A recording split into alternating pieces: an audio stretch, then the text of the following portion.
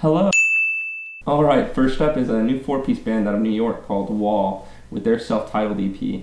Classic punk influences fused with post-punk, and it's got a big guitar sound that I like a lot. Singer Sam York has a vocal delivery comparable to what Adam Savage of Teenage Cool Kids, Ferguson Geronimo, and Parquet Courts does. No. Steve Wilson's 4.5.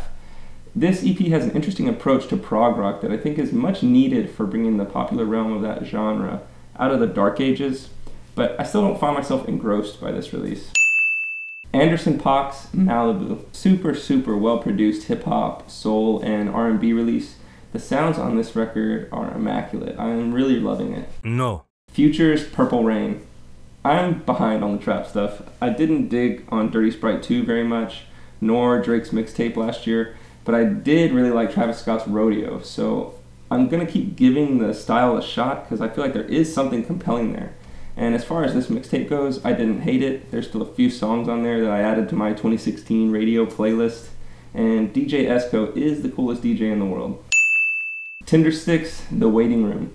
This is some English indie rock, art rock, alt rock, and actually my first Tindersticks record. I'm definitely going to have to go down the rabbit hole with this band because I really like this album. It's subdued, cold, sad, just really emotionally moving to me. No. Panic at the Disco's Death of a Bachelor. This sounds so much like that Lifeless release from Fall Out Boy last year. It's like, did these guys just get together on a conference call before the records to plan out their sounds?